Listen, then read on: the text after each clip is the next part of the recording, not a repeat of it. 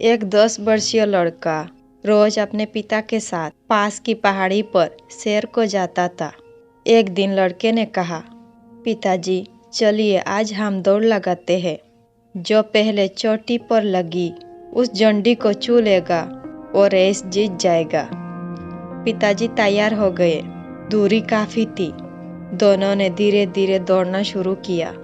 कुछ देर दौड़ने के बाद पिताजी अचानक ही रुक गए। क्या हुआ पापा? आप अचानक रुक क्यों गए?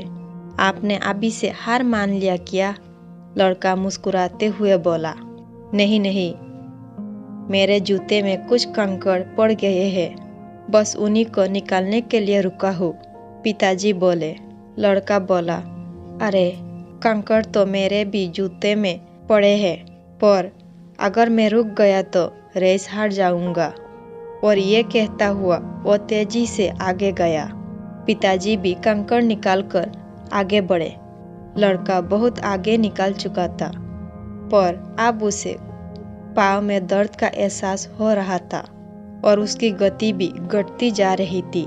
धीरे धीरे पिताजी भी उसके करीब आने लगे थे। लड़के के पैरों में तकलीफ देख पिताजी पीछे से चिल्लाए, क्यों नहीं तुम भी अपने कंकड़ को निकाल लेते हो? मेरे पास इसके लिए टाइम नहीं है, लड़का बोला और दौड़ता रहा। कुछ ही देर में पिताजी उससे आगे निकल गए। चुभते कंकड़ों की वजह से लड़के की तकलीफ बहुत बढ़ चुकी थी और अब उसे चला नहीं जा रहा था। और रुकते रुकते चीखा, पापा अब मैं और नहीं दौड़ सकता। पिताजी जल्दी से दौड़कर वापस आए और अपने बेटे के जूते खोले। देखा तो पाँव से खून निकल रहा था। वो झटपट उसे घर ले गए और मरहम पट्टी की। जब दर्द कुछ कम हो गया तो उन्होंने समझाया, बेटे मैंने आपसे कहा था ना, पहले अपने कंकड़ों को निकाल लो फिर दौड़ो। मैंने सोचा मैं रोकूंगा तो रेस हार जाऊंगा।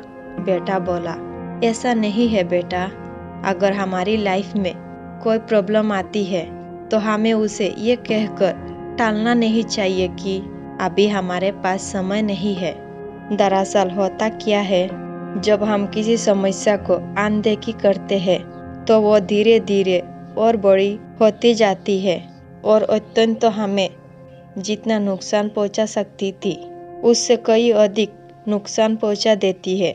तुम्हें पत्थर निकालने में मुश्किल से 1 मिनट का समय लगता, पर अब उस 1 मिनट के बदले तुम्हें 1 हफ्ते तक दर्द सहना होगा। पिताजी ने अपनी बात पूरी की। दोस्तों, हमारा जीवन ऐसी तमाम कंकड़ों से भरा हुआ है।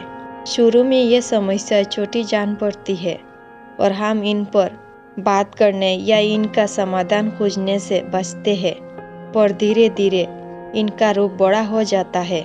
समस्याओं को तभी पकड़िए जब वो छोटी है, वरना देरी करने पर वो उन कंकड़ों की तरह आपका भी खून बहा सकती है।